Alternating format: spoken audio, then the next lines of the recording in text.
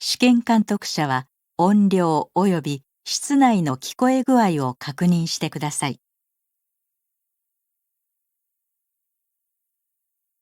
2025年度第1回実用英語技能検定1級リスニングテスト。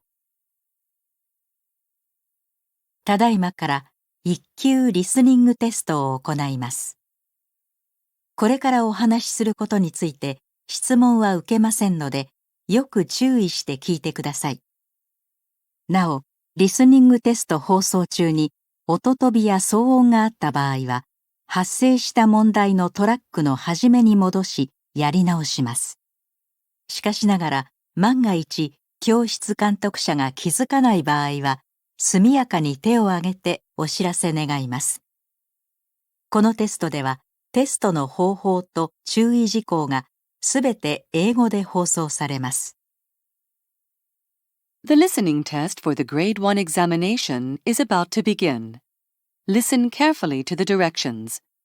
You will not be permitted to ask questions during the test. This test has 4 parts. All of the questions in these 4 parts are multiple choice questions. For each question, choose the best answer from among the 4 choices written in your test booklet. On your answer sheet, find the number of the question and mark your answer. You are permitted to take notes for every part of this listening test. Now, here are the directions for Part 1. In this part, you will hear 10 dialogues, number 1 through number 10. Each dialogue will be followed by 1 question. For each question, you will have 10 seconds to choose the best answer and mark your answer on your answer sheet. The dialogue and the question will be given only once.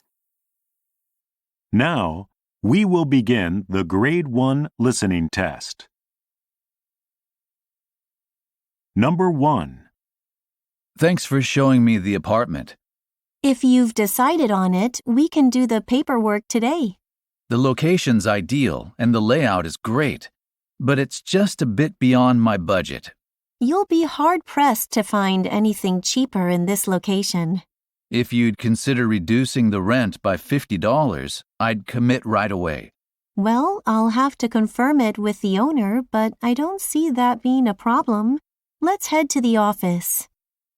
Question. What does the woman imply?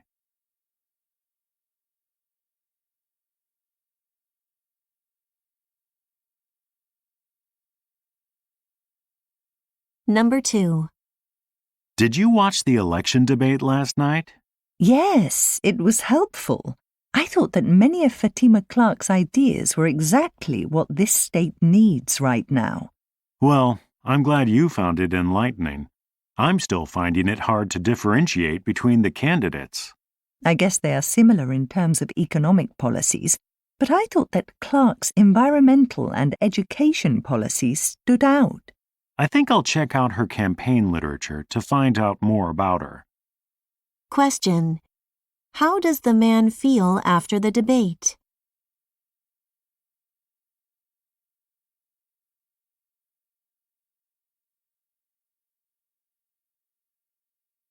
Number 3. What did you think of the film?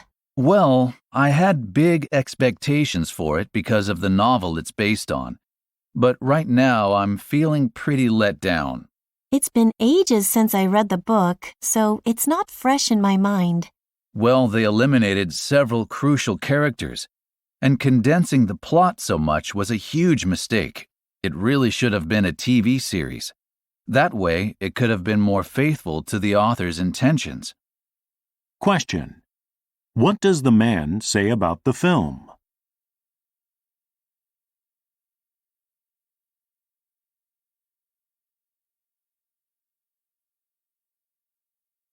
Number 4. I hear you want to buy a house. Are you looking at any areas in particular? Well, our realtor says schools on the east side of town are better.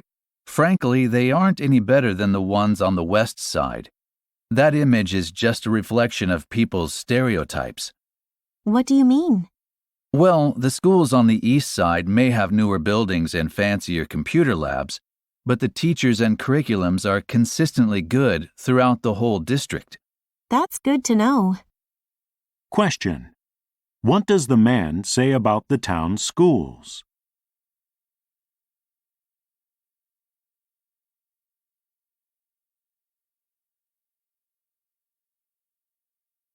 Number 5. I've been thinking about our vacation plan. We can't afford it if we want to remodel the kitchen. So we can either relax and make some great memories, or we can finally upgrade our ancient kitchen.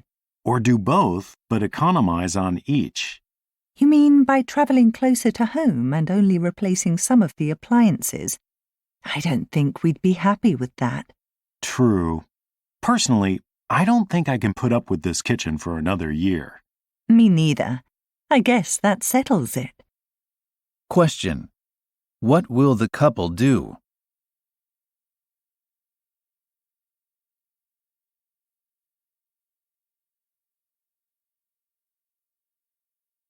Number 6. I was talking to Bill last night. He's amazingly well-read. He was telling me all about ancient Greek philosophy. Yes, he certainly loves going on about literature and philosophy, but I'd take what he says with a pinch of salt. What do you mean? Well, I don't know if he's quite as knowledgeable as he claims to be. The other day, he got 2 completely different works by Shakespeare mixed up. Really? But he always sounds so convincing. Question. What does the woman imply about Bill?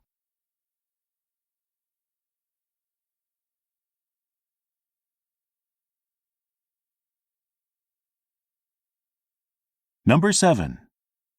I'd like to return these 2 rolls of wallpaper. Was there a problem with them?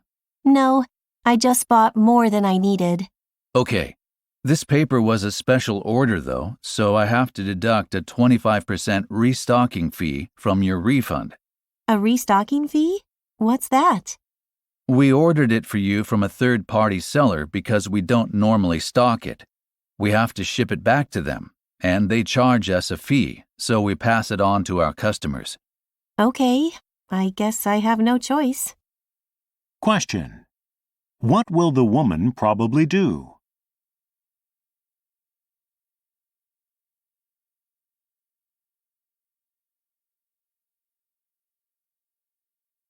Number 8. Thanks for agreeing to show me around your farm. I want to make sure I have a firm grasp of what's involved in this line of work before I invest my life savings in a property. My pleasure.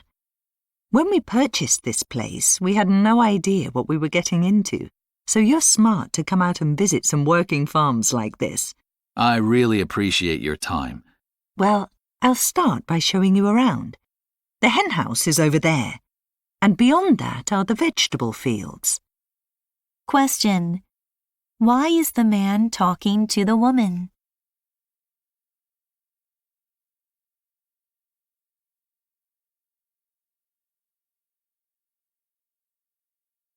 Number 9. Hey, Sarah, I've been thinking about that business idea we discussed last week. Oh, the online tutoring platform? Yeah, exactly. I've been doing some research, and there's a clear demand for personalized tutoring services in the subjects we want to focus on. It really seems parents are putting increasing value on flexible and personalized educational options. That's great to hear.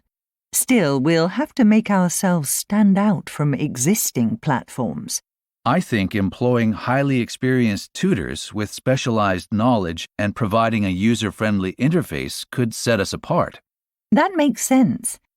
Have you thought about how we'll attract our first customers? I'm thinking that forming partnerships with local schools would help. What do you think?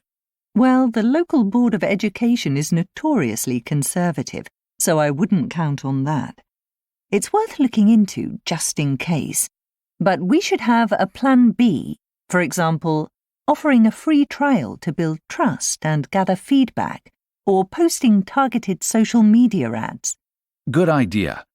I'll start drafting a detailed business plan that incorporates these strategies, and we can discuss it further. I'm excited about this. Let's make it happen. Question. What does the woman imply about attracting their first customers?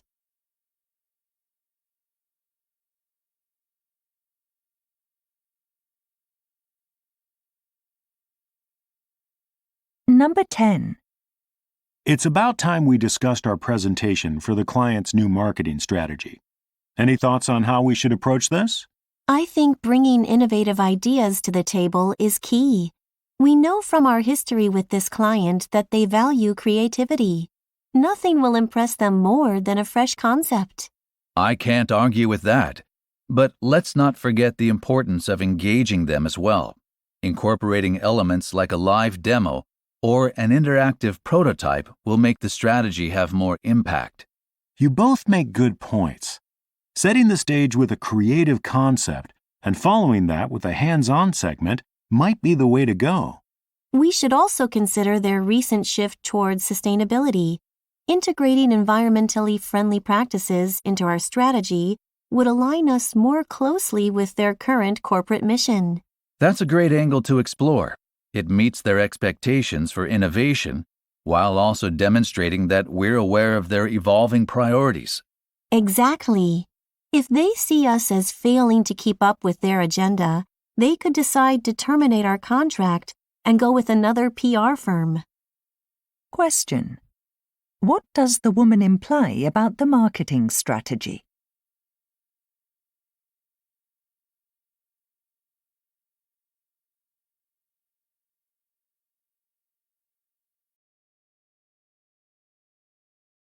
Here are the directions for Part 2. In this part, you will hear 5 passages, A through E. Each passage will be followed by 2 questions, number 11 through number 20. For each question, you will have 10 seconds to choose the best answer and mark your answer on your answer sheet. The passage and the questions will be given only once. Now, let's begin. A. The Oslo Report. Following the outbreak of World War II, a German company executive named Hans Ferdinand Mayer took what he claimed was an ordinary business trip to Oslo, Norway. The true purpose of his journey, however, was to leak highly classified information to Nazi Germany's adversary, Britain. In Norway, Mayer wrote what has become known as the Oslo Report, providing details of Germany's military capabilities and technology, including the fact that Germany had developed a radar system. Britain possessed this technology, but erroneously believed that Germany did not, so it was unaware that Nazi radar systems could potentially give them advance warning of bombing raids carried out by British planes. Initially, however, there was skepticism regarding the report. Although Mayer provided detailed evidence that his information was correct, the British were suspicious that it was a German deception. The document had been sent anonymously, and it seemed impossible that German technology had advanced so rapidly. However, a military intelligence officer named R.V. Jones realized the report was accurate and convinced the British of its validity. Eventually, the information in the Oslo Report was incorporated into military strategy and used to develop measures aimed at countering German weapons systems. Questions. Number 11. What important information was contained in the Oslo Report?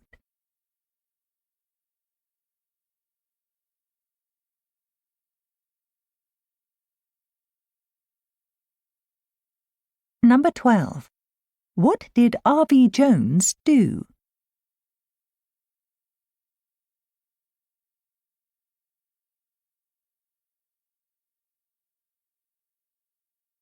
B. A look at mass extinctions. Scientists generally agree Earth has experienced 5 mass extinction events. These so-called Big 5 events fit the general criteria for recognition as mass extinctions. they wiped out at least 3/4 of species, and they occurred on a rapid time scale. While such events devastate life on Earth, they also reshape ecosystems so fundamentally they create possibilities for certain species to thrive. In the second mass extinction, for example, which occurred around 370 million years ago, the disappearance of reef systems caused changes in habitat space and water circulation that allowed starfish-like organisms called crinoids to populate the ocean in extremely large numbers. Some scientists believe that, due to human activity, a sixth mass extinction event is occurring. They note that extinction rates of plants and invertebrate animals exceed the normal rate at which species disappear between mass extinction events.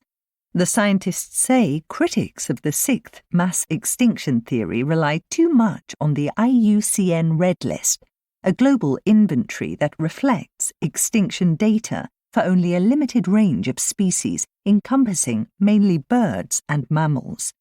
They say when smaller, lesser-known organisms are accounted for, the degree of biodiversity loss signals that the sixth mass extinction is indeed underway. Questions. Number 13. What does the speaker say about crinoids?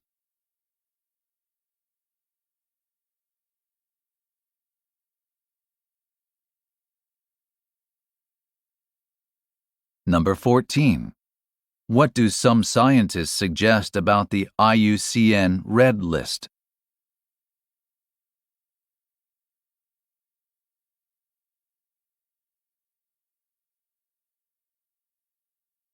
C. Incan agriculture. Despite the rugged terrain of the Andes Mountains where they lived, the Incan people cultivated large areas of land for agriculture, in addition to breeding crop varieties that could withstand the severe climatic conditions. The Incas also developed innovative farming methods. These included terraced fields, complex irrigation systems to provide water, and stone walls that trapped heat to protect crops from frost. Using these methods, the Incas were able to create stockpiles of food that could be used in case of poor harvests and other crises. Many historians believe this was a major reason the Incan Empire could become so powerful. Following the arrival of the Spanish in the 16th century, the Incas' agricultural systems fell into disrepair, and most of their farming knowledge and expertise was eventually lost.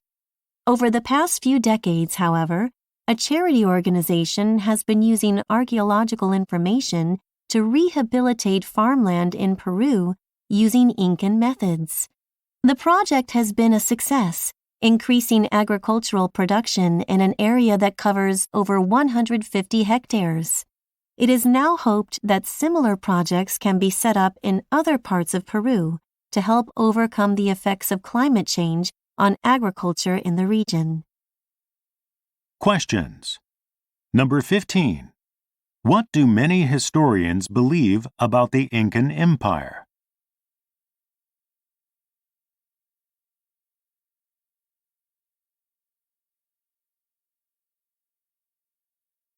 Number 16. What is a charity organization trying to do in Peru?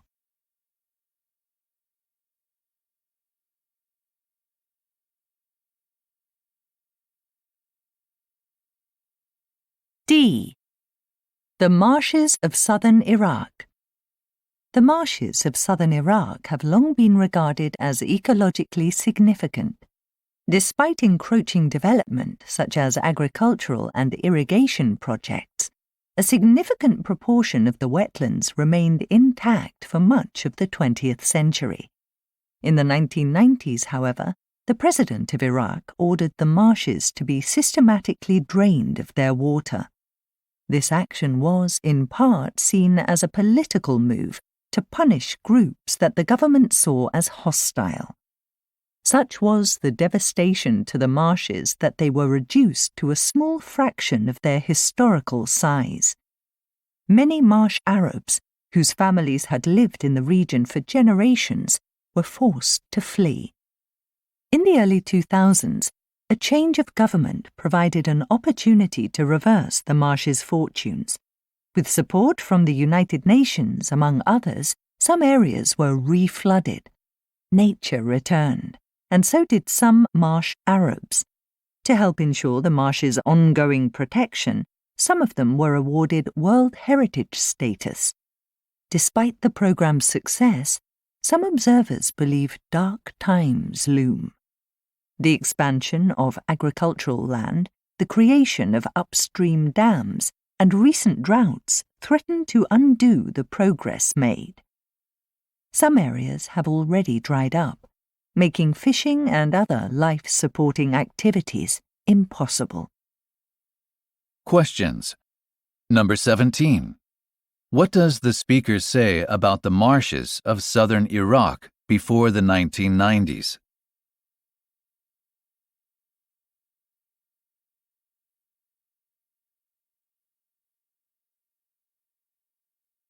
Number 18. What do some observers believe?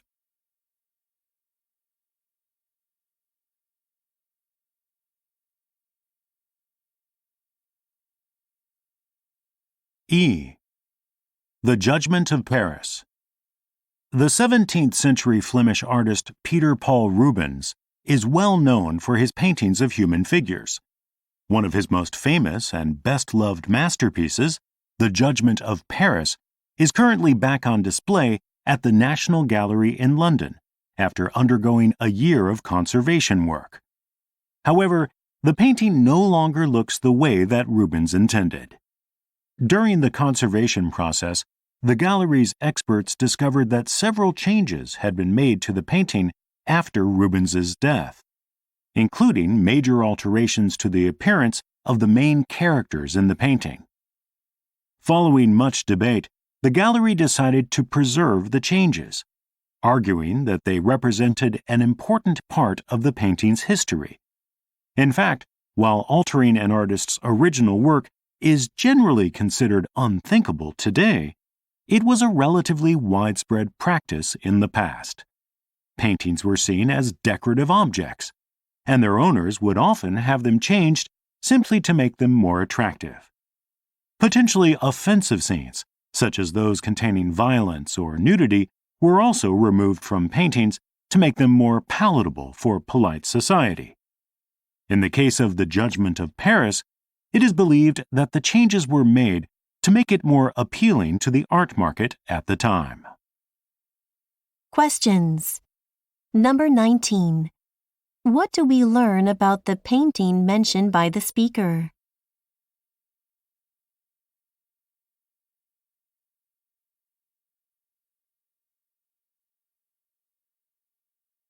Number 20. What is one thing the speaker says about the past?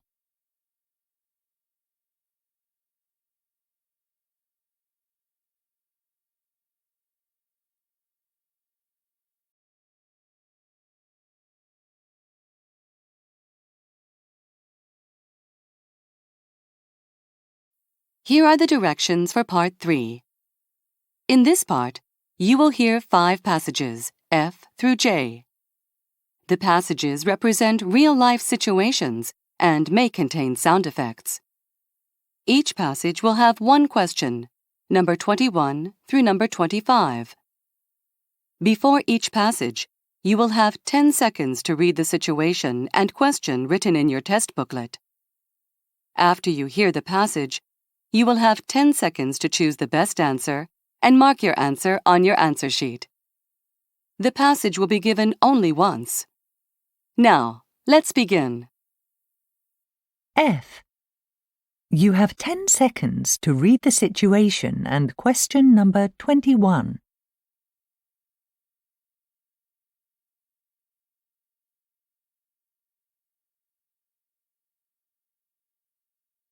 With inflation and energy costs remaining high, there's little you can do about air conditioning and other running costs.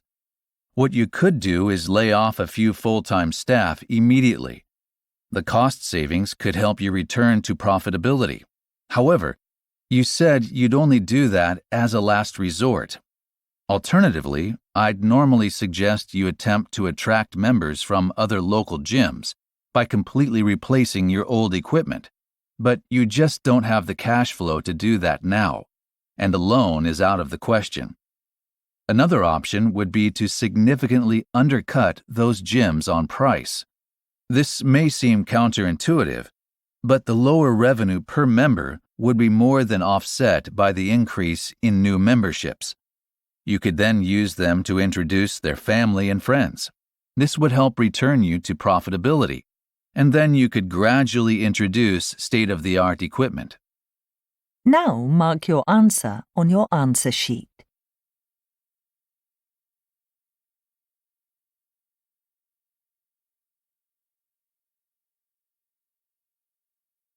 G.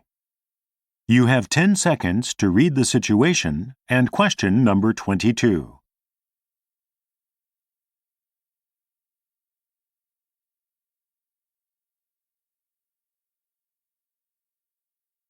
Hi, Dave. I need a favor. I got a call from the factory manager, and there's a problem. One of the machines has broken down, which is disrupting our production schedule for the new product. Since you'll be in the area, could you go to the factory and find out more details? I'll send you the address. It's about 30 minutes by taxi from the station you'll be arriving at. I'm concerned we may have to postpone the product launch date, which will affect what we tell your client, so you'll need to go to the factory first. The factory manager is expecting you at midday, so if you can't get there by then, please call him. And if you need to reschedule your meeting with your client, call me back as soon as possible. I'll call them and explain the situation. Thanks. Now mark your answer on your answer sheet.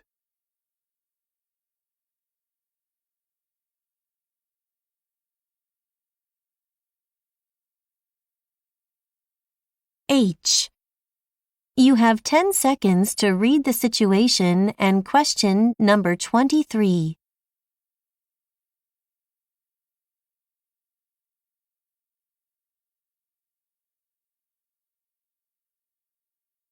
For the best view of the field, I'd recommend seats in one of our main stands. Seats in the east stand are $150 per person. Seats in the west stand are a little more expensive because they give a better view of the team benches and of the players when they come out onto the field. Those are $180 per person. At the other end of the range, the cheapest tickets we have are in the south stand.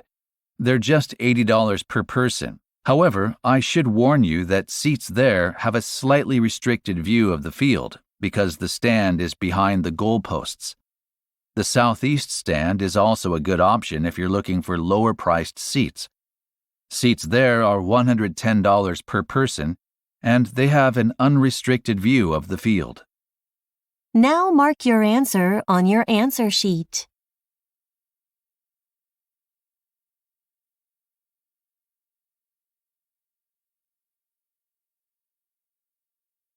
I. You have 10 seconds to read the situation and question number 24.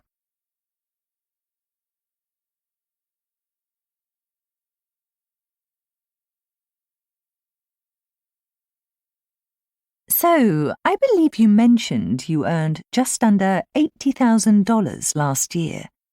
There are several openings in your industry for which you seem well qualified.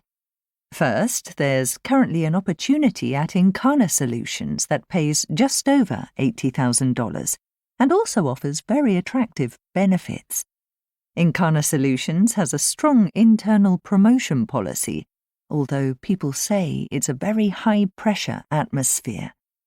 Next, there's Radiance SNR. It pays $90,000. Radiance is highly innovative and exciting.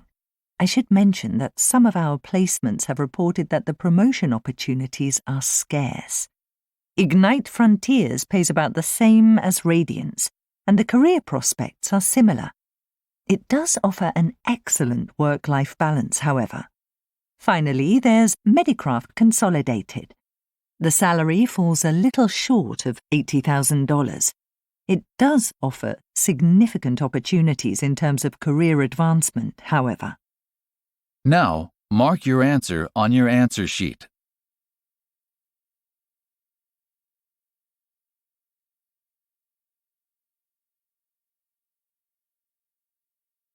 J. You have 10 seconds to read the situation and question number 25.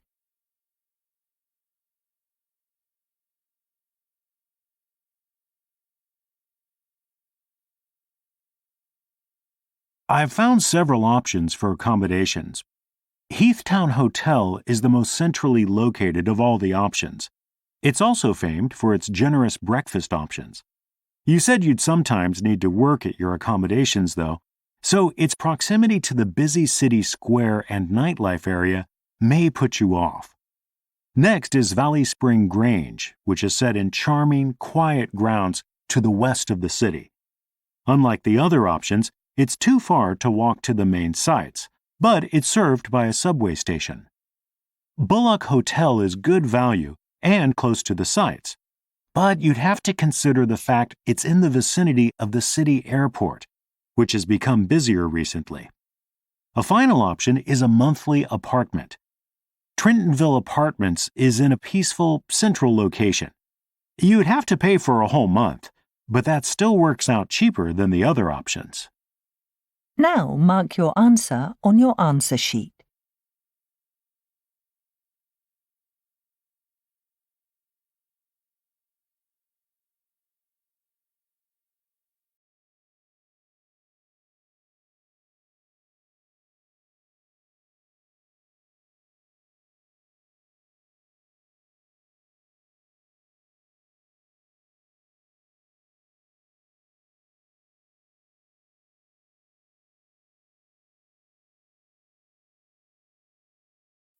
Finally, here are the directions for Part 4. In this part, you will hear an interview. The interview will be followed by 2 questions, number 26 and number 27.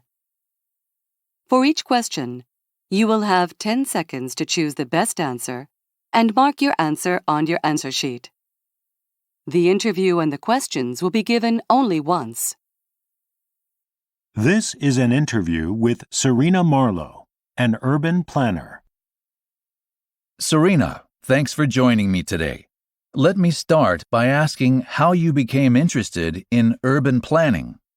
As a curious teenager, I loved exploring different neighborhoods in my city, some steeped in history with buildings going back hundreds of years, and others that had undergone urban regeneration and were dominated by glass and steel skyscrapers. When college came around, I decided to get a degree in urban design, and I've never looked back. Interesting. Now, my understanding is that your work projects are relatively small in scale. Is that right? Yes, sustainable, community-based projects are my specialty. I focus on redesigning areas to create accessible, welcoming spaces that employ eco-friendly materials while ensuring a sense of continuity by preserving aspects of an area's character that residents hold dear. I'm careful to only take on work that fits my philosophy regarding sustainable and livable urban communities. The last thing I want to do is be part of a project that bulldozes its way, literally or metaphorically, through a community. What's one of the biggest challenges you face? There are myriad issues to juggle. I spend a lot of time hunched over my computer, but I also have to meet with the primary investors, visit construction sites, and attend public hearings about new developments. Opposition to developments is par for the course, and it's essential to persuade local people of the gains to be had. People are often set in their ways. They understandably fear change and are worried about losing community cohesion. So this is probably the hardest aspect of my work. I have witnessed some real hostility at times, But the key is to engage early, listen to residents' concerns, and incorporate their feedback. I see. Can you tell us about any recently completed projects? Sure.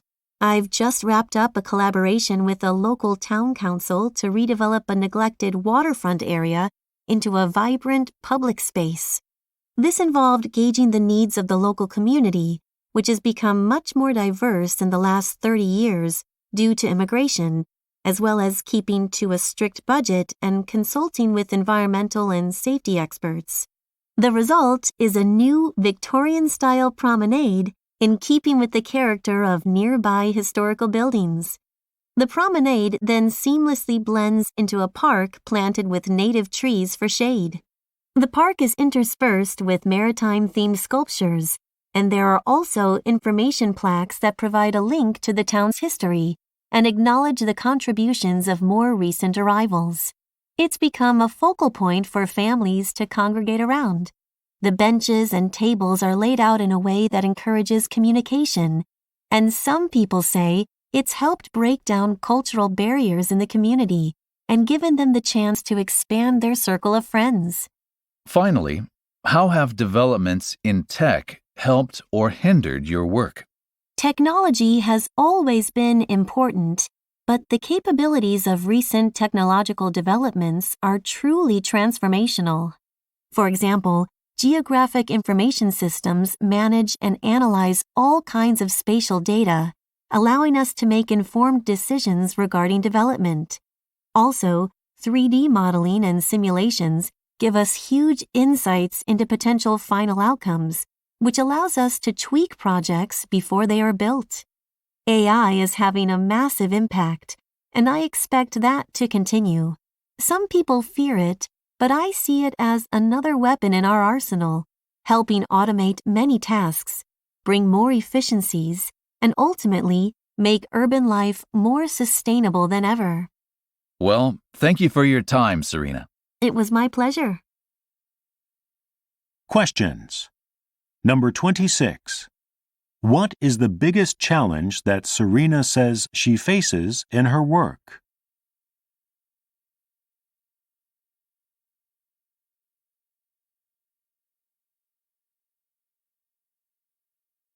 Number 27. What is one thing Serena says about the most recent redevelopment she completed?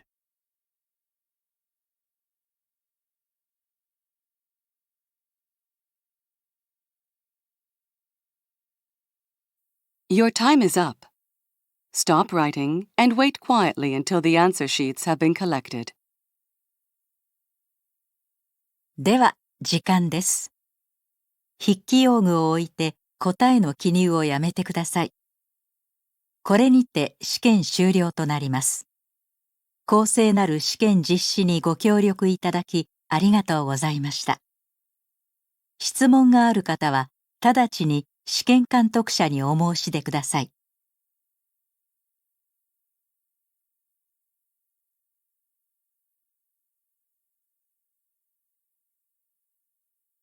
試験監督者に連絡いたします。これより最終の受験者数を確認してください。その後、回答用紙を回収し、枚数の確認を行ってください。なお、問題冊子は回収しません。受験者数と回答用紙の枚数の一致を確認してから解散の指示を出してください。受験者の皆さんは身の回りをよく点検し、忘れ物がないように注意してください。受験者の皆さんが退出するときは、別の教室が試験中の場合もありますので、声を出さず、会場出口まで静かに退出してください。それでは、解散の指示を出すまで静かにお待ちください。